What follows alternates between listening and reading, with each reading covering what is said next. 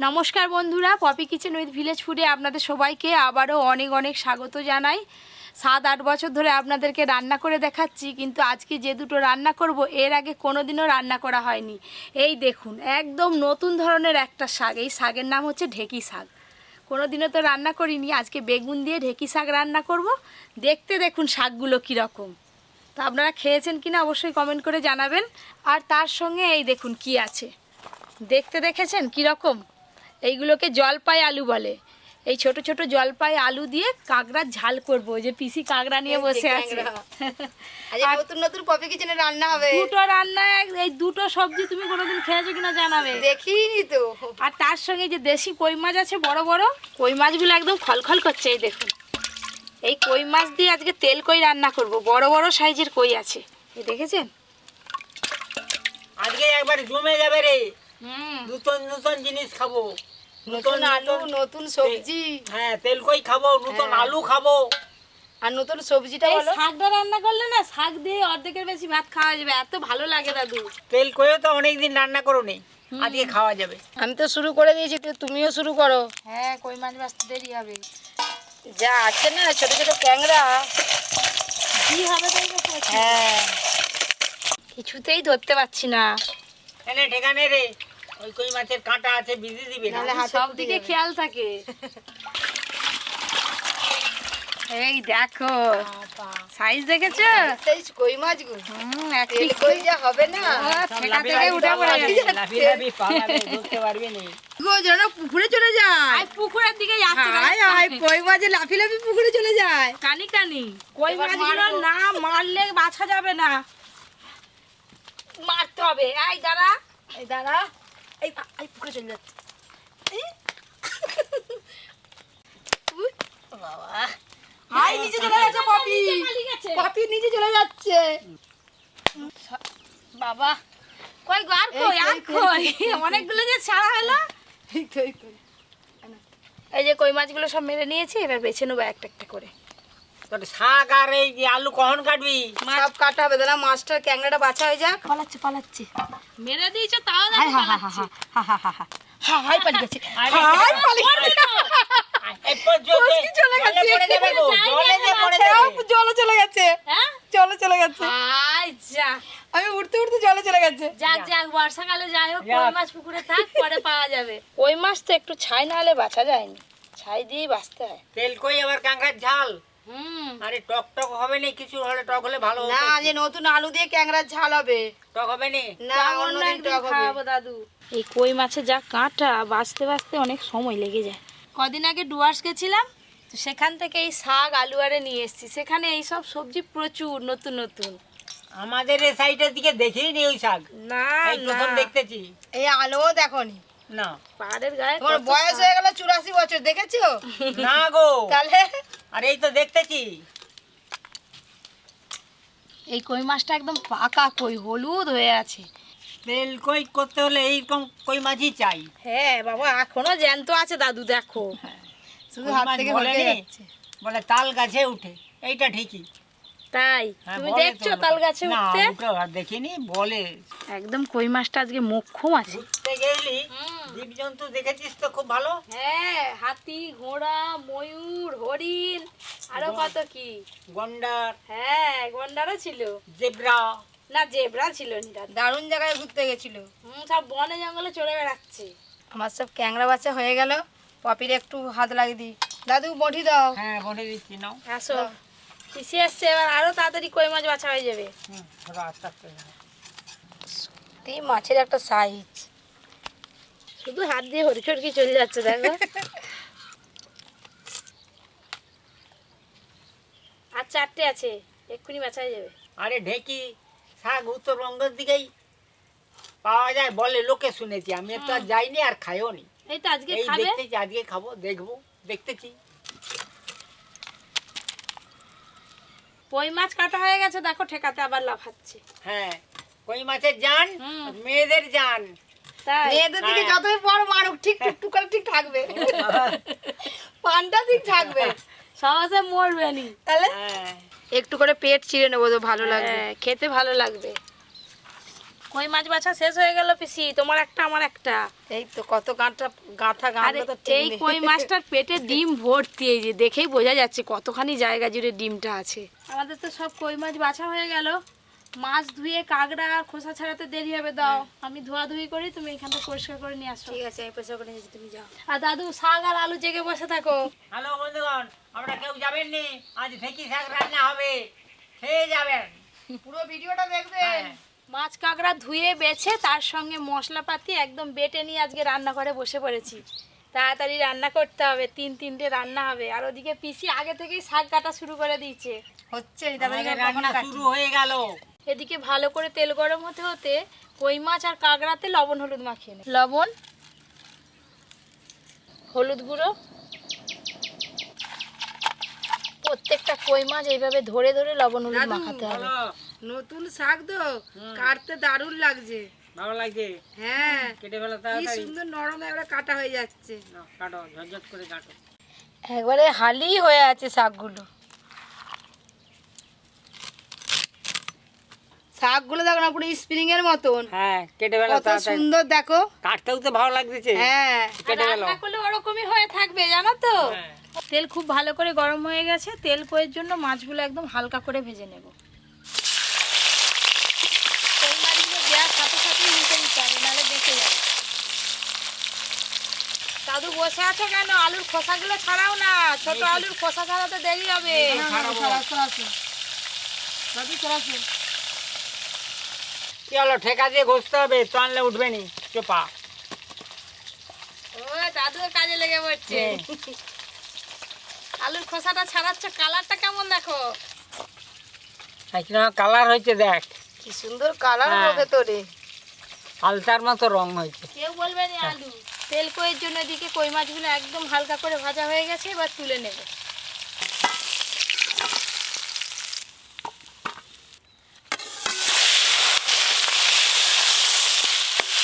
আমার তো শাক কাটা হয়ে গেল। এখনো আলু বেগুন কাটতে হবে। এনে কি সুন্দর নরম একবারে। এই না বেগুন দেখেছো? এই কই মাছগুলো সব ভাজা হয়ে গেছে, এবার তুলে নেব। এবার ওই একই তেলে লবণ হলুদ মাখানো কাঁকড়াগুলোও ভেজে নেব।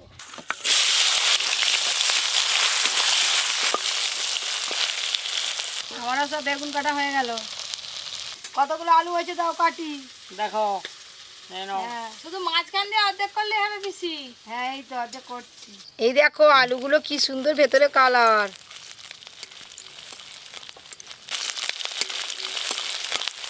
অনেকদিন পর আমাদের রান্নাঘরে এই যে ছোট কাঁকড়া এলো।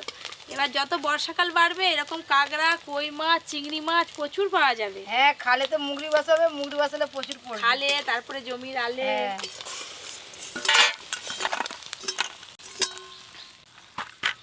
আজকে প্রথমে আমি তেল কই রান্নাটা করব। আর তেল কই মানে তেলের পরিমাণ একটু বেশি লাগে, তাই বেশি করে তেল দেব।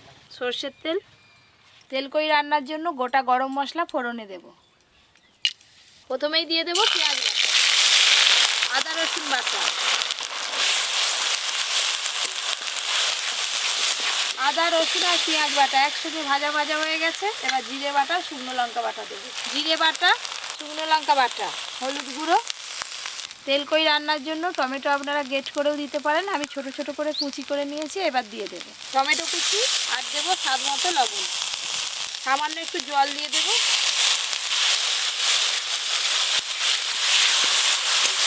জলপাই আলু কাটা হয়ে গেছে, এবার সব ধুয়ে নিয়ে আসছি। তাড়াতাড়ি আসবে।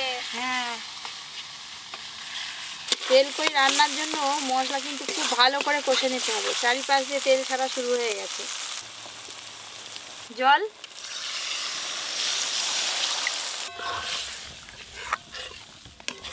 এই গ্রেভিটা এবার ভালো করে ফুটে গেলেই ভেজে রাখা কই মাছগুলো দিয়ে দেবো।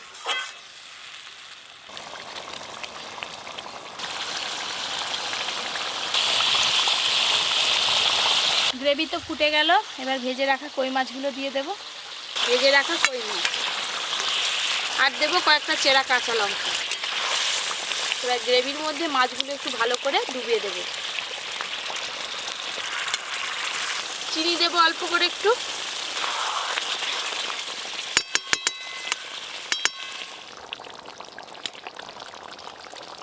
কই মাছগুলো দেওয়ার পর বেশ ভালো করে ফুটিয়ে নিয়েছি। তেল কই রান্না হয়ে গেলে এবার ঢেলে নেব।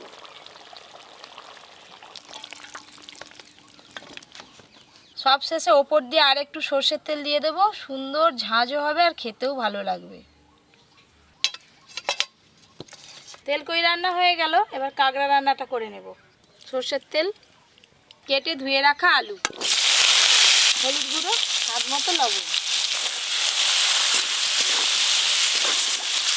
দাদু বলো, চিকড়ি করে যেন রান্নাটা হয়, তাড়াতাড়ি খেতে হবে। এই তো আলুগুলো ভাজা হয়ে এলো। নে। জলপাই আলুগুলো খুব তাড়াতাড়ি ভাজা হয়ে গেল, আর ভাজার পর কালারগুলো এই দেখুন না, একদম একই আছে। দেখি কেমন স্বাদ ভাজা আলুগুলো। খাবে? হ্যাঁ, আমি দাঁড়াও। আর দাদু খাবো।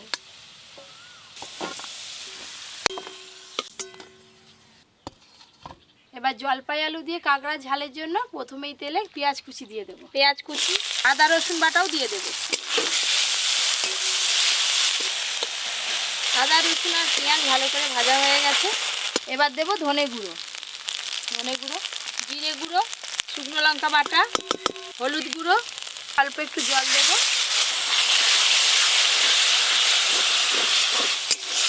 এই আলু হেভি লাগছে রে, খুব ভালো লাগছে। টেস্ট লাগছে দাদু। হ্যাঁ। লবণ। কাঁকড়া রান্নার জন্য মশলা কষানো হয়ে গেছে, এবার ভেজে রাখা আলু আর কাঁকড়া দিয়ে দেবো। ভেজে রাখা জলপাই আলু, ভেজে রাখা কাঁকড়া, মশলার সঙ্গে সব কিছু কষে নেবে। পেছনে প্রচুর মেঘ করে এসছে, আমি জ্বালানোগুলো তুলে ফেলি, যাই। তাড়াতাড়ি আসবে। হ্যাঁ। আলু কাঁকড়া আর মশলা একসঙ্গে কষানো হয়ে গেছে, এবার জল দিয়ে দেবো। এবার সব কিছু একটু ভালো করে ফুটিয়ে নিলেই রান্না হয়ে যাবে।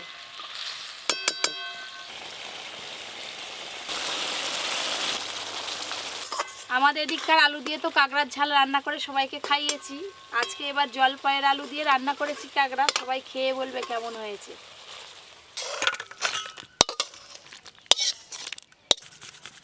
দুটো রান্না হয়ে গেল, এবার ঢেঁকি শাক রান্নাটা করব। আজকে এই প্রথম ঢেঁকি শাক রান্না করছি, আপনারা দেখতে থাকুন। সর্ষের তেল, তেল তো গরম হয়ে গেছে, এবার এদিকে ঢেঁকি শাক কেটে ভালো করে ধুয়ে জল ঝরিয়ে নিয়েছি, এইগুলো দিয়ে দেবো। এবার কেটে ধুয়ে রাখা ঢেঁকি শাক, হলুদ গুঁড়ো, লবণ,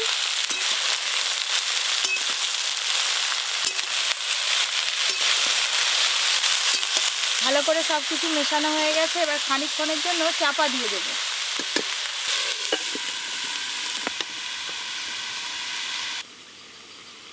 চাপা খুলে একবার ভালো করে নেড়ে নেব। ধীরে ধীরে শাক কিন্তু একদম নরম হয়ে আসছে, আর চাপা দেবো না, একটু ভালো করে নাড়িয়ে নেব। আরে নেই, ঢেঁকি শাক কি এইভাবেই রান্না করে? হ্যাঁ, এক ফোড়নেও রান্না করা যায়, আবার দুবার ফোড়ন করলেও হয়। না, ভালো হচ্ছে, এইভাবেই কর।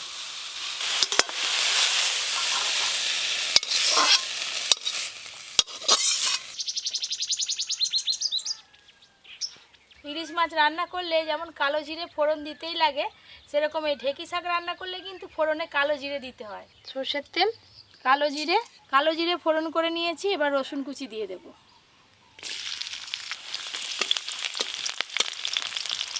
এই ঢেঁকি শাক রান্না আপনারা আলু বেগুন ছাড়াও করতে পারেন, আবার আলু বেগুন দিয়েও করতে পারেন। আজকে আমি শুধু বেগুন দিয়ে করছি। কেটে ধুয়ে রাখা বেগুন, হলুদ গুঁড়ো, লবণ, বেগুনগুলো ভালো করে ভাজা ভাজা হয়ে গেছে, এবার ভেজে রাখা শাকগুলো দিয়ে দেবো। ভেজে রাখা ঢেঁকি শাক, আর দেবো কাঁচা লঙ্কা।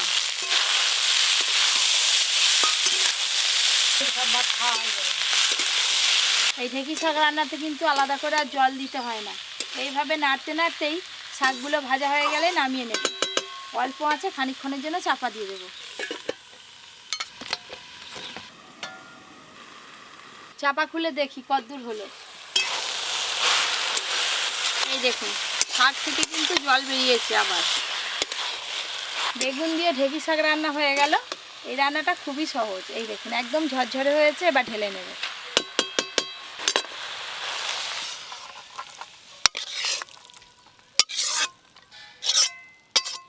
এত সুন্দর একটা গন্ধ, এই শাকটার গন্ধেই পেট ভরে যাবে। আজকে আমি প্রথমে ঢেঁকি শাক দিয়ে খাবো, আমাকে এই শাক তো। দে আগে। দাদু খেয়ে দেখো। ওমা আমাকেও আগে ঢেকি শাকই দাও। বাবা ঢেকি শাক অর্জুন এবার 2-3 বার করে সেখানে খেয়েছে, এত ভালো লাগে। অর্জুন তেল কই? দাও। অর্জুনের তো তেল কই ভীষণ প্রিয়। হুম, দাদু এই ঢেঁকি শাক।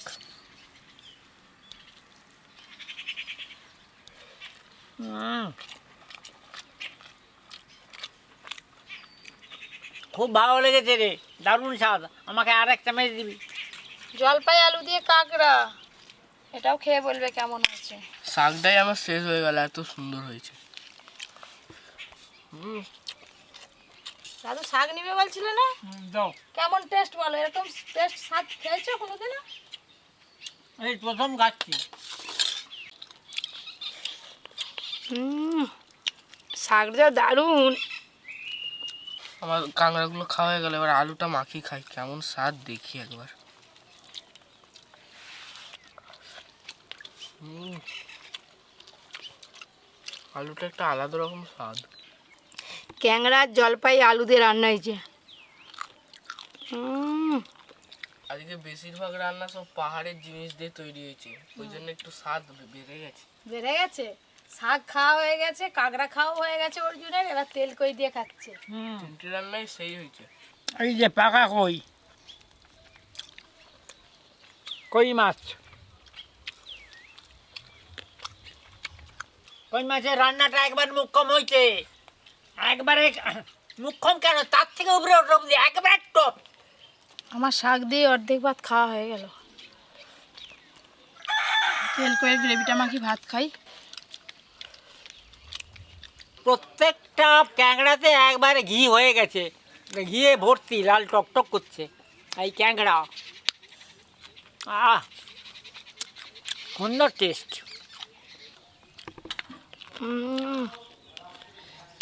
আজকে 3-3টে রান্না। আপনাদের ভালো লাগলে অবশ্যই একটা লাইক করে আজকের ভিডিওটা সবার সঙ্গে শেয়ার করবেন। এরকম আরও অনেক নতুন নতুন রান্নার ভিডিও পেতে Poppy kitchen with village food চ্যানেলটি সাবস্ক্রাইব করে পাশের ঘন্টিটা ক্লিক করবেন। আপনারা সবাই খুব ভালো থাকবেন, সুস্থ থাকবেন, সাবধানে থাকবেন।